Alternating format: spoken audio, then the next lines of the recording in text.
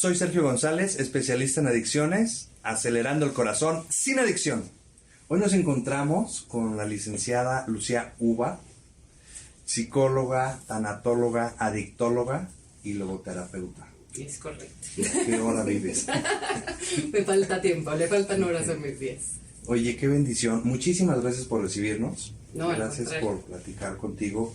Porque bueno, antes de que entráramos, platicábamos algunas cosas interesantes que bueno, nos refieren, y sobre todo lo que comentábamos, a nosotros nos siguen muchos padres de familia, pero en esencia madres de familia. ¿Sabes? Sí. ¿Por qué psicóloga? ¿Por qué decidí estudiar psicología? Sí. Uy, lo tuve claro como desde bien chavita. ¿Ah, sí? Ajá, sí, Ajá. sí, como en secundaria por ahí, como que decidí que psicología, y pues la vida me fue llevando para allá. O sea, no es que vienes de padres psicólogos. No, para nada. No, mi papá es ingeniero, mi mamá ama de casa, mis hermanas, pues, sí, son como de humanidades y así, pero hay literatura, comunicación, no. Fue como un tema que me llamó y me encanta. Padrísimo, Sí, qué padrísimo. sí. Y después de psicología, Pues tenía que estudiar como psicología? especialidades. Estudié psicología en la Ibero. En la Ibero aquí en la Ciudad de México. Y un poco pues no puedes como nada más salir de psicología y empezar a dar terapia y así. Entonces hice la especialidad en logoterapia en casa. Logoterapia. En logoterapia. Es padrísimo, es una rama de la psicología. ¿Qué es logoterapia? Logoterapia es una rama de la psicología que es de corte humanista. Surge en la Segunda Guerra. Viktor Frankl fue el que funda la logoterapia. Él era discípulo de Freud, y cuando se viene la Segunda Guerra, a él le dan la opción de venirse a América como refugiado, porque él era judío, y solo se lo podían llevar a él. Entonces él dice que no, que porque no va a dejar a su familia, entonces lo meten en un campo de concentración, y dentro del campo de concentración se empieza como a dar cuenta, como a cuestionar como esta parte de por qué algunos sobreviven, algunos luchan por vivir y otros van y se avientan contra la cerca electrificada y se matan, ¿no? Si estás en las mismas condiciones, o sea, como que su tema era decir, ¿por qué si estamos aquí no hay doctores, no hay zapateros, no hay carpinteros, o sea, todos somos la misma condición, somos iguales, nos quitaron todo? ¿Por qué si no tienes nada más y somos iguales? ¿Qué hace?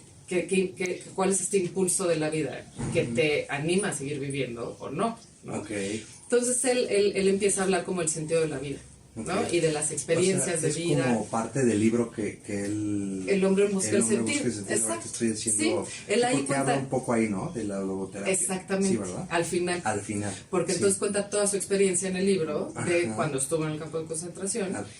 Y ya al final viene la parte de la logoterapia. Que obviamente fue perfeccional, ¿no? Ya saliendo del campo, pues ya habla como de muchas otras cosas que fueron completando todo este tema de la logoterapia. Entonces es como esta parte es muy bonito. Se trabaja en el aquí y en el ahora, se trabaja como un poco, se habla del sentido de vida, pero es más como un poco como mis circunstancias son estas, y ¿qué hago yo con esto? O sea, tengo la elección de qué hacer con esto, ¿no? Y entonces como es lindo, la verdad es que es como muy práctico, es muy positivo, es padre, es muy bonita la luz. Oye, y es como si esta herramienta, cuando tú estás acompañando a algún paciente, tú sabes en qué momento, o sea, ni siquiera le dices que vas a utilizar una... Fíjate, sí hay cosas específicas de la logoterapia. Por ejemplo, él decía que estando en el campo de concentración, cosas tan pequeñas como ver un amanecer, lo mantenían con vida, con querer vivir, ¿no? Entonces, sí hay cosas muy específicas de la logoterapia que son como muy puntuales, que sí uso y se las pongo como a servicio, ¿no? O sea, como decir, en la logoterapia este tema es como importante. Entonces, sí se usa mucho como en ese sentido, pero sí es pues, una herramienta que tiene, o sea, la logoterapia tiene muchas herramientas. Sí. No me lo imaginaba así, fíjate. Sí, es muy bonito, muy... Mucho eso. Sí. Muchísimas gracias, Lucía. Bueno, el tema que vamos a estar abordando el día de hoy, porque bueno, eres adictóloga, aparte tanatóloga, ¿no? Bueno, es una rama también hermosa. Sí. Es cómo afecta el ejemplo y el discurso de los papás en el consumo de adolescentes. Exacto. Es un tema que es muy importante, ¿no? Por eso creo que es bueno que lo hablemos acá. Porque en cuestión como del no, creo que no tenemos claro cómo afecta nuestro ejemplo como papás en cuestión de lo que decimos, de lo que hacemos y cómo nuestros hijos nos están observando en todos estos temas, ¿no? O sea, puedes tú no decir nada, pero te están observando y entonces van aprendiendo. Sí. Hay estudios donde se ve cómo afecta directamente pues lo que los papás hacen y dicen en casa. A mí, en mi experiencia, llevo 14 años trabajando en esto, doy asesorías, doy cursos, tengo pacientes que están en consumo, y entonces sí es como esta respuesta de pronto del adolescente, decir, bueno, pues yo claro que voy a seguir tomando porque pues en mi casa mi papá toma, y con qué cara me va a decir mi papá que no tome cuando entonces yo lo veo borracho todos los fines de semana, ¿no?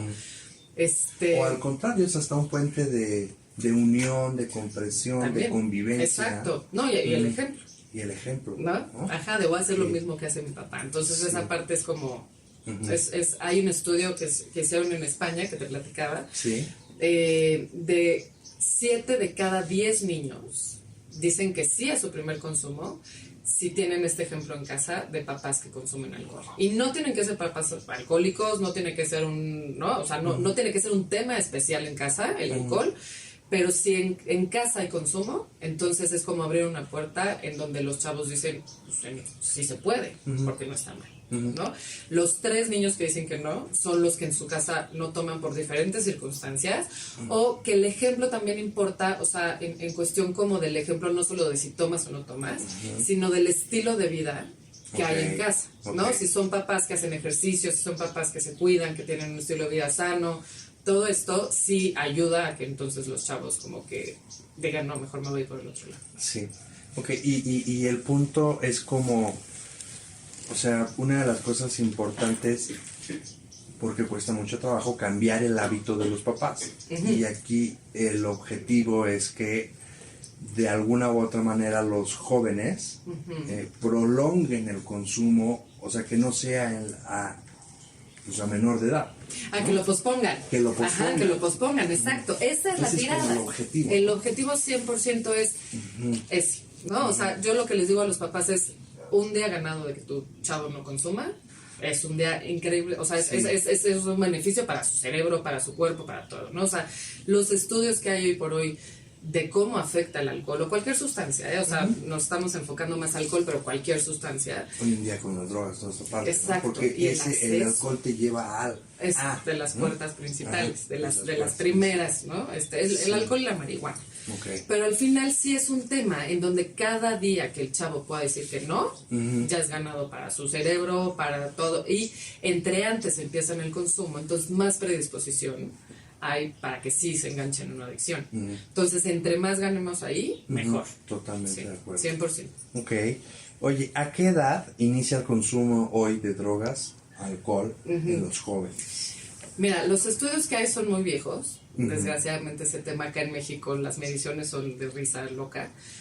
Pero lo que sí se está comprobando es que entonces los consumos están cada vez reduciendo en edad. Okay. O sea, si antes estaban empezando sus consumos a los 13, 14, ahorita ya están empezando a los 11, 12. Saliendo de la primaria. Exacto, sí, se dice en primaria. Sí, está cañón, porque ahorita los niños a los 12 siguen en sexto de primaria. Sí. No, ya están empezando en quinto, cuarto de primaria. Los primeros consumos también hay que ver, también definir primeros consumos, porque cuando tú de pronto en la historia clínica preguntas, el primer consumo puede ser cuando, por ejemplo, o el primer contacto con la sustancia puede ser que estaban en la comida familiar y se encontraron al final de la cubita y la probaron. Okay. Entonces, eso sí pueden ser 9 años, 8 años, ¿no? Entonces ahí también es un tema importantísimo, o sea, como esta parte del acceso que tienen, ¿no?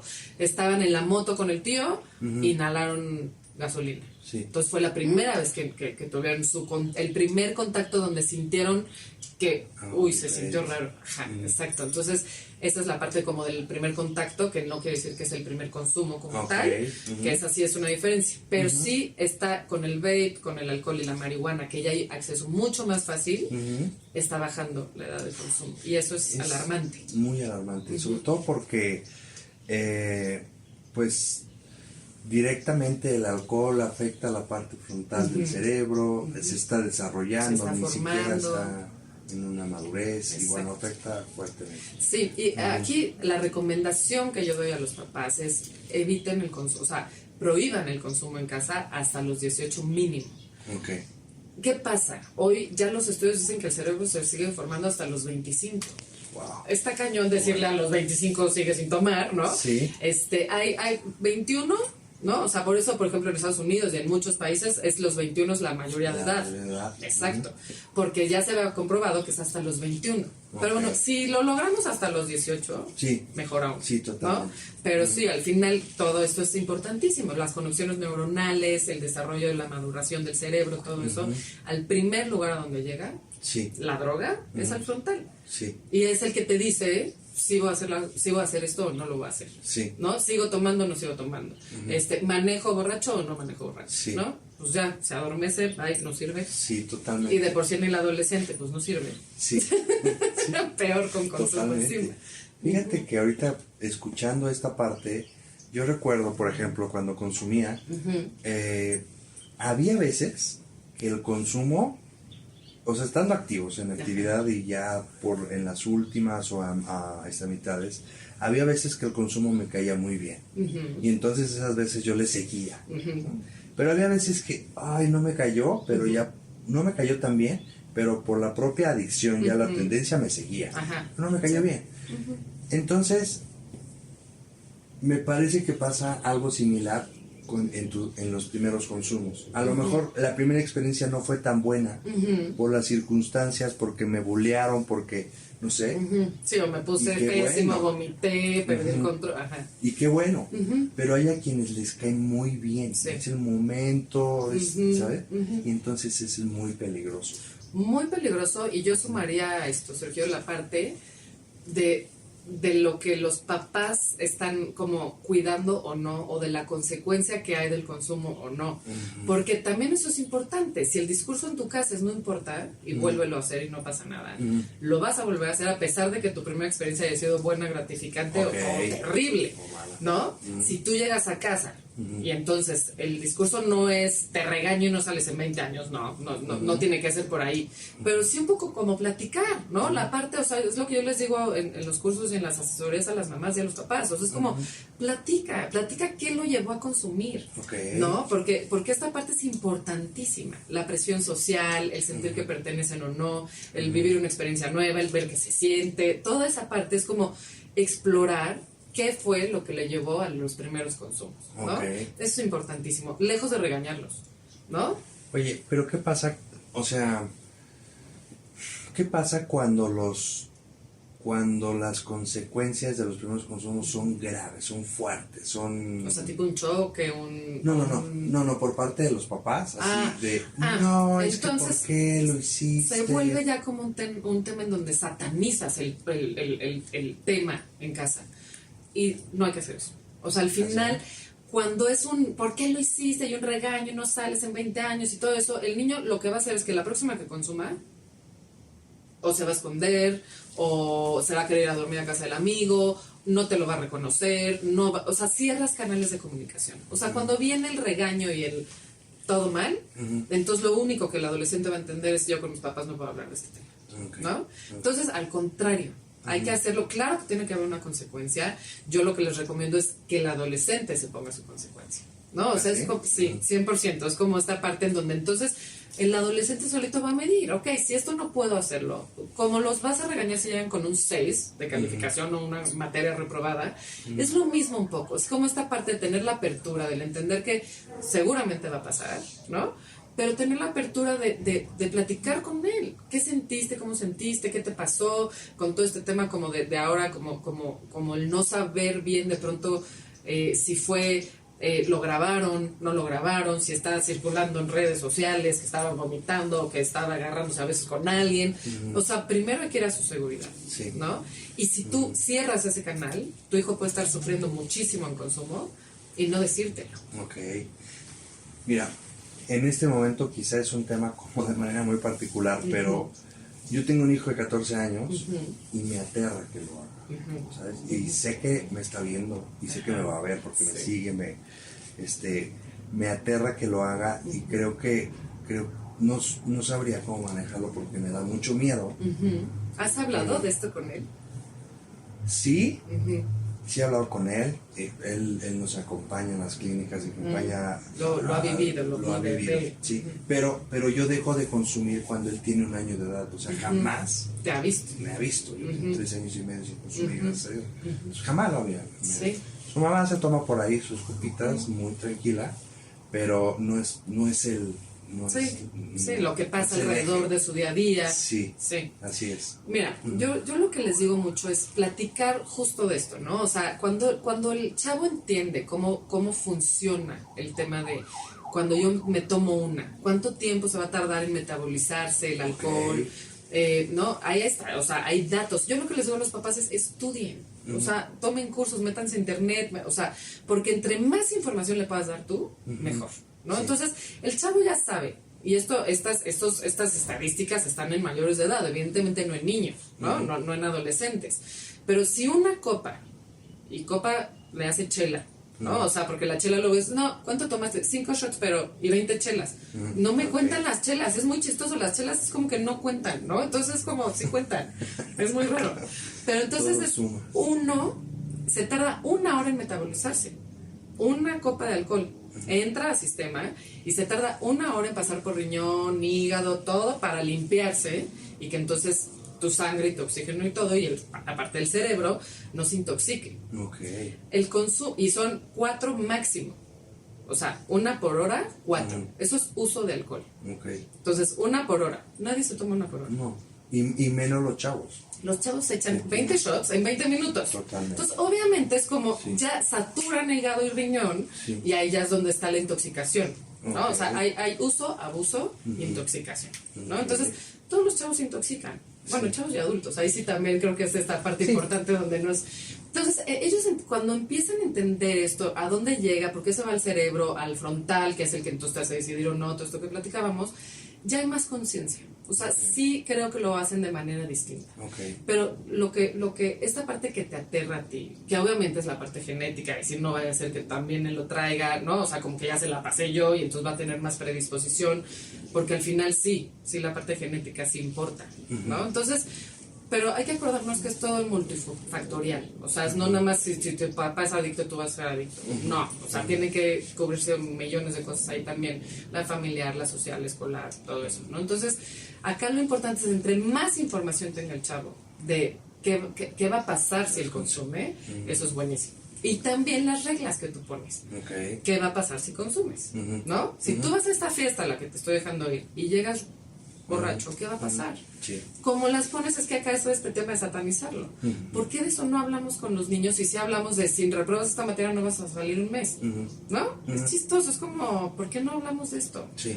Entonces hay que hablar de eso. Y el tío, y el no sé qué, viste esto y esta, ¿no? Entonces, hablar del tema del alcohol y de las drogas de manera abierta es de las cosas que yo... Y de las consecuencias tanto físicas como sociales, pues, el tema de la ansiedad. Esto es importante, ¿no? Tú me dices, a mí no me ha visto tomar, y mi esposa pues, lee, ¿no? Lo que generen los chavos cuando ven tomar a sus papás. En la fiesta el fin de semana hubo partido de fútbol y entonces ya acabó en borrachera, con los amigos y tal, que muchos adultos, esa es su dinámica, consumen con los niños en casa, ¿no? Sí. Entonces lo que se empieza a ver es cómo empieza a ver en el niño vergüenza, empieza a haber muchísima ansiedad, pero en su día a día.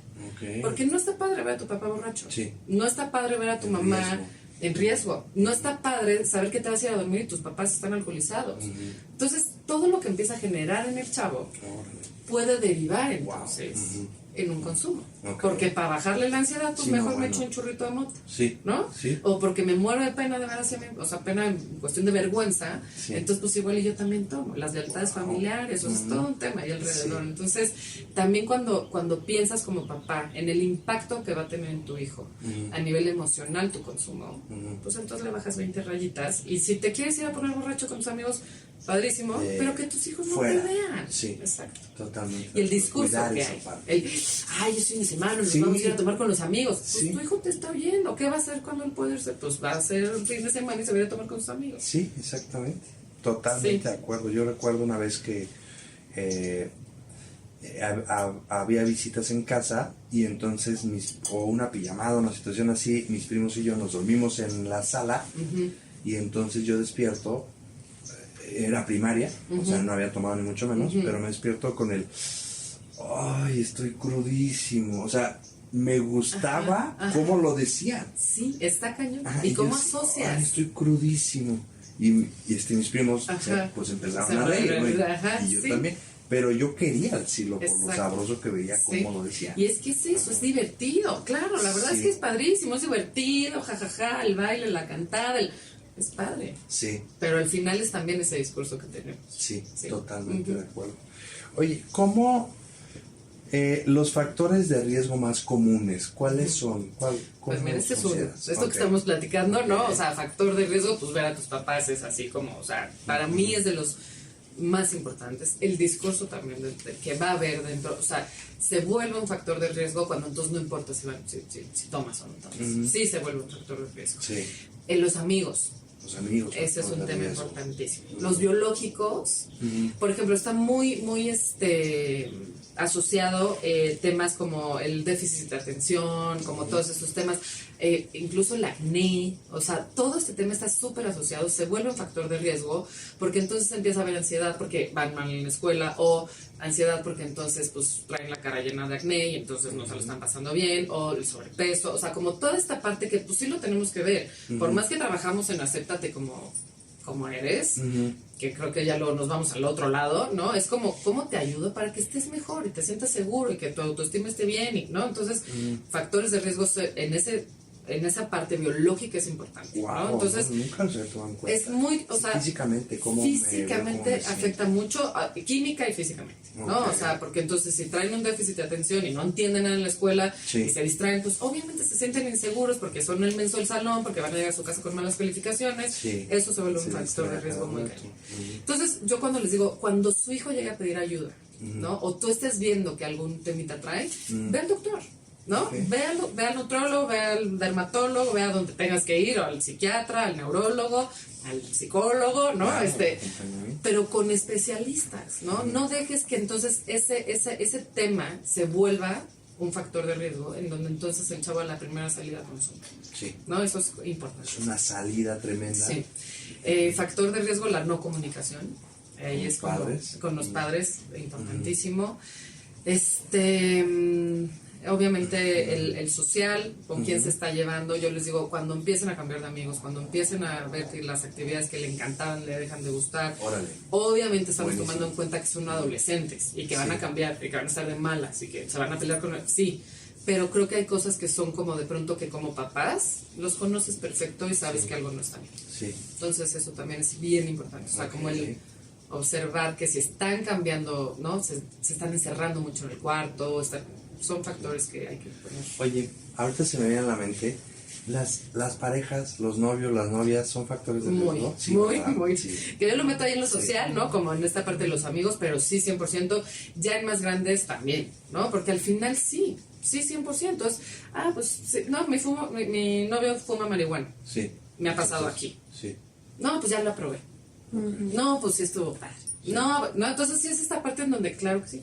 Sí, es igual que los amigos, pero la pareja también. Sí, y porque aparte de la pareja a esas edades causa ansiedad y causa pena y causa muchas cosas que pues con el alcohol le bajas te desinhibes un poquito y entonces pues ya te pones más acá. Y o como hombre también sentirte más fuerte. Exacto, más seguro. Sí. Ok, que sí, los factores de riesgo siempre están...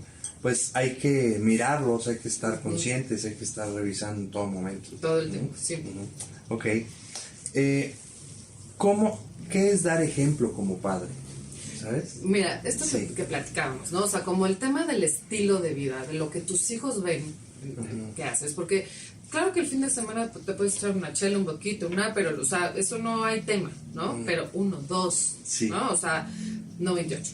Sí. O no pero la chela, pero el mezcal, pero entonces ya, ¿no? Y entonces es como esta parte en donde no. O sea, sí, no está mal que tomes. Sí. Toma con conciencia, enséñales a tomar. Sí. Siempre me dicen, y que la primera probadita sea en mi casa. Yo me voy al extremo. Les digo, ¿por qué le darás una probada de vodka o de tequila y no lo dejarías inhalar una línea de cocaína. Lo mismo. Es lo mismo. Altera. Exacto. Sí. Entonces, al final, no, pero no es lo mismo. No, sí es lo mismo. Sí. Porque al final lo que le va a pasar a su cerebro, claro, en grados distintos. Buenísimo. Pero yo les digo, no. O sea, en esta casa, no te voy a dejar probarlo porque al final es como, y yo se los digo a mis hijas, no, porque al final es como si entonces pongo aquí una línea de cocaína y te digo, bueno, dale un jaloncín. Sí. No, Sí. o sea, ¿por qué lo haríamos? No estás lista, no estás Estás en preparada. casa. Exacto. Es legal, es ilegal, en menores de edad es ilegal, punto. Entonces, hay Todo. que ser, sí. O sea, ahí sí es como esta parte como de, no, probaditas no. Ok. Hay artículos, o sea, no es que yo me lo inventé. Sí, sí. No, claro, hay artículos sobre las primeras probaditas. Ok. Eso es importante. Ok. El ejemplo, pues si haces ejercicio o no. Eso es muy importante. Tú si te duermes a buena hora o no. O sea, todos tus hábitos como papá. Sí. Tus hijos te están viendo, están Es el aprendiendo. ejemplo. Exacto. Entonces al final esa parte es bien importante. Yo también meto mucho la parte como de si van a terapia o no. Porque al final eso también les estresa. O sea, ¿por qué sí voy al gimnasio, sí entreno, pero no cuido mis emociones? ¿No? Entonces también la parte de cómo manejo mis emociones, cómo enfrento los problemas, toda esa parte pues también eres ejemplo. Entonces si yo como papá enfrento los problemas llegando a mi casa a echarme 2 botellas de mezcal, pues evidentemente tu hijo te está viendo. Sí. Total. Pero si entonces como papá llego y digo estoy muy preocupado, voy a ir a mi terapia y de ahí me voy a ir a correr, pues tu hijo te está viendo. Sí. ¿No? Entonces eso también es bien importante, ver, ellos están viendo cómo resuelves tus problemas, cómo afrontas la vida. Entonces, pues sí, el ejemplo es importante. Sí. Fíjate, una de las cosas que me pasaba y que me encantaría compartirlo es que hay personas que pueden tomar 1, 2, 3 y de ahí se pasan a otra actividad. De ahí quizá hubo un compromiso en familia donde van a ir al cine y entonces se van al cine. O hay un compromiso donde voy a ir a comprar el súper, vamos a ir a visitar a los abuelos, o ¿sí? Otra cosa. Otra cosa. O sea, el cambio de una actividad a otra es como normal, es como lo que viene dentro de los hábitos.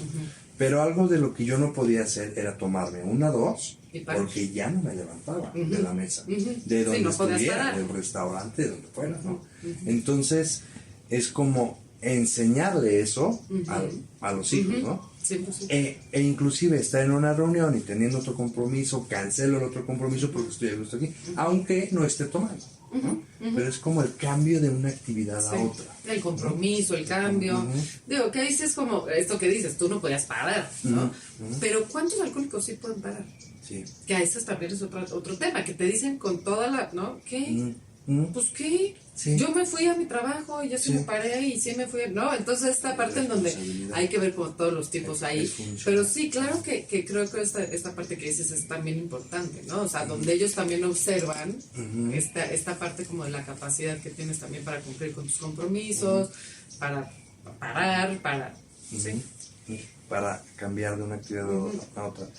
Es correcto, bueno, creo que ya lo habías comentado, pero lo voy a reforzar un poco. ¿Es correcto enseñarle tomar a mi hijo? Puede ser la contesta. Sí. No, o sea, lo que es correcto es enseñarle qué le va a pasar si toma. Okay. ¿No? Esa parte es correctísima. Y no como la tía que le quiere sembrar el susto, ya sabes, de no, si tomas te vas a ir al infierno. No, o sea, no, sino explicarle por qué. Y sí, esto es muy, muy polémico. ¿No? O sea, yo doy los cursos y me dicen, bueno, yo sí le voy a dar de probar porque yo sí prefiero que lo haga en mi casa, conmigo, en mi entorno, y de todas formas lo va a hacer, pues que lo haga conmigo. Sí. ¿Qué le estás diciendo ahí? Sí. Hazlo. Hazlo. ¿No? Entonces ahí lo que yo les digo es que el discurso sea, en esta casa no te voy a dejar tomar hasta que seas mayor de edad. ¿No? Totalmente. Y entonces ya ganamos esos 18 años Totalmente de colchoncito para que entonces ya cuando tengan sus primeros consumos, pues no se nos queden medio fritos. Totalmente de acuerdo. Aunque se peguen a una adicción. Sí, y mira, yo pruebo la cocaína como a los 19 años, pero fue como de juego. Sí, pues fue porque amigos lo hacían y fue como de juego.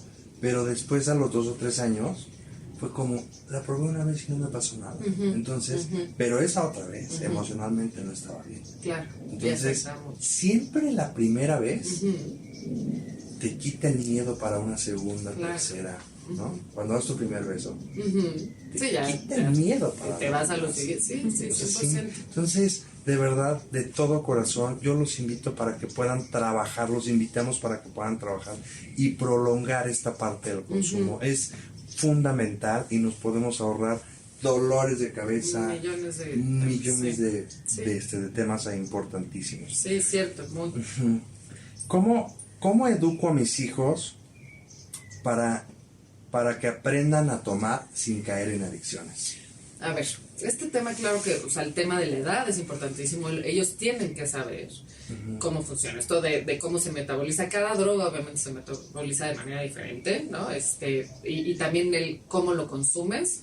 Hablando, por ejemplo, de marihuana, que puede ser fumada, comida, ¿no? O sea, que ya ahora hay gomitas, brownies, o en el vape, en aceite. O sea, al final es como... Sí tienen que saber, ¿no? O sea, en cuestión de educación, qué les va a pasar, que existe, eso también lo tienen que saber. O sea, es importante cómo lo platicamos con ellos. Porque si yo les digo, no, hombre, a ver, mi amor, yo ya fumé marihuana y me divertí muchísimo. No, hombre, me morí de risa, me la pasé increíble. O sea, el niño va a decir, güey, ¿cuándo lo hacemos? ¿No? O sea, no. O sea, hay que hablarles en esta parte de psicoeducación. Es bien importante la parte no del miedo, pero sí de esto te puede pasar, ¿no? El no caer en una adicción, acuérdate que es importantísima esta parte como de entender que es multifactorial.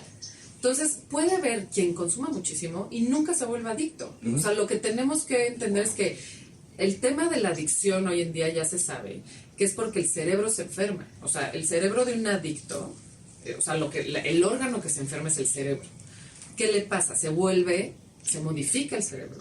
Y entonces se vuelve una parte en donde entonces el cerebro manda la señal de lo más importante es mi consumo. Se vuelve como esta parte de, lo entiende el adicto como es igual de importante que comer, o sea, las cosas primarias. Wow. Entonces, por ejemplo, en Estados Unidos ya se paga el internamiento, el seguro de gastos médicos, porque como ya está comprobado que es una enfermedad como tal, que el cerebro se enferma, entonces ya lo cubre acá no, aquí eso no creo que pase, en México, pero al final es esa parte en donde sí hay que entender que puede haber quien se meta 20 kilos de cocaína, 80,000 toneladas de alcohol y nunca va a ser adicto. Sí.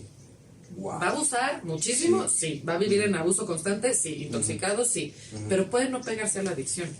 Entonces, eso también hay que entenderlo. Los niños tienen que saber que al final sí pueden tener como alguien que le va a dar diabetes, que trae predisposición y que si comió mucho azúcar y tal, es lo mismo. O sea, es un poco la rueda de la fortuna. Sí. Pero aquí sí importa el tema familiar, el tema biológico, el tema del entorno, las emociones, o sea, como es multifactorial, tú puedes tener un cerebro adicto y nunca caer en adicción, porque estás protegido en las otras áreas. Entonces eso es padre. Totalmente de acuerdo. Oye, ahorita me acaba de caer un 20, de verdad me quedé con la boca abierta con lo que acabas de decir, porque, es una enfermedad del cerebro, donde también, no, si bien es cierto no estamos platicando esto, pero me encantaría compartirlo, el tema de la codependencia, ¿no? La sustancia que me genera mi pareja, y entonces también es como que necesito, o sea, es una enfermedad aquí que necesito estar en condiciones de lucha, de batalla cuando estoy en pareja. También es parte de... Fíjate, es importante esto. Cuando hablas de pareja y también la codependencia hay que entenderlo, y ahorita que estamos platicando mucho como de los hijos, es bien importante entender que cuando ya hay una adicción ya no es una cuestión de voluntad. No es que él diga, ok, bueno, ya, voy a dejar de tomar. O sea, tú sabes, es un tema, o sea, tienes que trabajarlo por todos lados para poder dejar de tomar, ¿no? O de consumir. Al final de cuentas ¿qué pasa también cuando la mamá es la que está facilitando el consumo? O cuando la pareja lo facilita, o cuando el papá lo facilita. O sea, a mí me ha tocado estar con chavos que dejaron de consumir y el papá es el que vuelve a provocar el consumo, ¿no? La recaída. Entonces, eso sí es importantísimo. O sea, al final es como... no acaban de entender que al final, como no es de voluntad, es un tema de enfermedad, va a caer. Y pues sí, lo puede detonar pareja, familia. Y por ejemplo, en este sentido, cuando tú dices, el papá o la mamá facilita es porque padecen de una codependencia hacia el hijo y entonces prefiero que esté mal para estarlo rescatando. Exactamente, la función del Es rescate. como, ¿sí? Y de la manipulación, Ajá. y de la culpa, el control, o sea, al final, sí, sobre un adicto vas a tener mucho control también. Te la va a deber todo el tiempo. Cada consumo te la va a pagar. Es muy, Wow. sí, y tu hijo también, te prepara tus chilaquiles. Sí, te la debe. Un adicto la debe todo el tiempo a la pareja, a la mamá, todo el tiempo. Entonces, para el otro, pues es muy fácil. Está feísimo, ¿no? Sí, pero al sí, final, claro. pues sí que es ahí en un tema importante como de cómo se por facilita favor, el propio entorno. vengan con la licenciada Lucía a trabajar estos temas, por favor. Yo feliz de acompañarlos. Muchísimas gracias. ¿Cómo prevengo las adicciones si no soy adicto, pero sí tomo en reuniones? Ok. En el caso de algunos padres que tomen esporádicamente, pero de repente también el hijo, pues, sí, llegue a tener un problema de este tipo. Mira, yo creo que aquí es mucho de lo que hemos platicado, ¿no? O sea, como este tema como de entender el ejemplo, entender el discurso, abrir la comunicación, o sea, creo que ahí al final es adicto o no adicto, ¿no? O sea, padre adicto o no padre adicto, o madre. Pues al final es como entre más herramientas tengas y más comunicación tengas con tu hijo, más este tema como de sí ser como muy tajante en el tema del consumo, y no digo que se vuelva, o sea, justo eso, no cerrar la comunicación, pero sí es un poco como pones cualquier regla, vas a poner la del alcohol o la del consumo. Ok, con sus consecuencias. Con sus consecuencias. Con sus verdaderas consecuencias. ¿Hasta qué punto somos responsables los papás de alguna adicción de algún hijo? Pues mira, creo que mucho. Creo que de todo. Sí, mucho. La verdad es que sí, y no es por sembrar culpas. A mí muchas veces los papás me dicen, es que ¿qué hice mal? ¿No? Y al final no es que hayas hecho mal, hiciste lo mejor que pudiste con la información que tenías, pero sobre todo con tu historia. Es cómo te educaron, qué papás tuviste tú, qué ejemplos tuviste tú en casa. O sea, al final es como, claro que se va pasando por generaciones y no solo estoy hablando de la genética. No, estoy hablando de entonces las lealtades familiares. O sea, tú fíjate cómo está esta parte en donde entonces, así como está el bisabuelo abogado, el abuelo abogado, ¿no?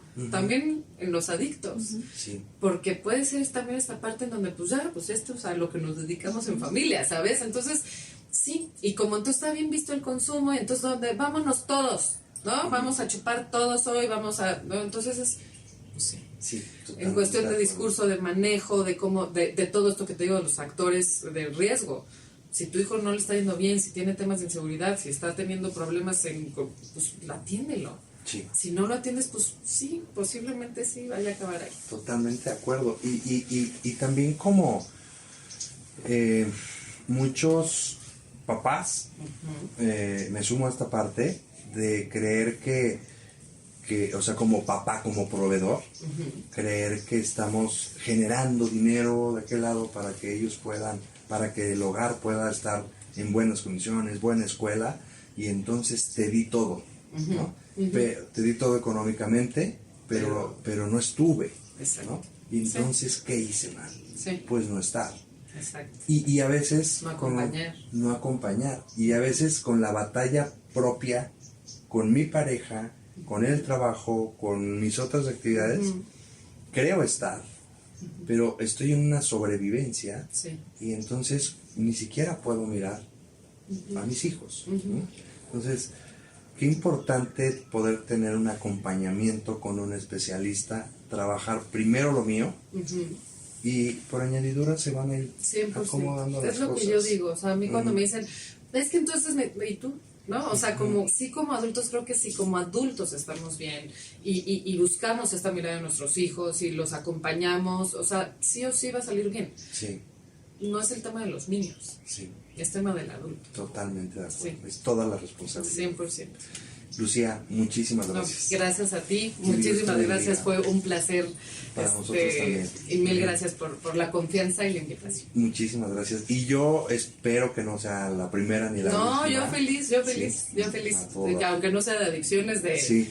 Pues, tratamos me sobre encanta, otros me encanta. temas. Sí, yo feliz, lo que quieran, yo feliz de estar por aquí. Ok, pues te vamos a etiquetar en nuestras redes sociales y también si dentro de las redes sociales, como a la mitad de la plática comentabas, estudien, si puedes tener ahí algunos videitos, esta parte que nos puedas compartir, Sí, algunos claro. links y eso. Sí. Te lo vamos a En mi Instagram, ahí de pronto voy poniendo cosas, ¿no? En el curso que doy les doy como toda la parte como de a dónde buscar y así, perfecto. pero no, feliz, Sí. les comparto esta parte de feliz, hay páginas muy buenas en donde de veras te metes, pones en 2 segundos y te aparece toda la información verdadera, porque aparte ahora los hijos es de, no es cierto, la marihuana no causa adicción, ¿no? Y entonces te dan 20 vueltas y el vape es bueno y entonces no sabes qué contestar, entonces sí, claro, entre mejor informados te paso por ahí unas páginas. Muchísimas gracias. No hay como trabajar en el tema de la prevención definitivamente.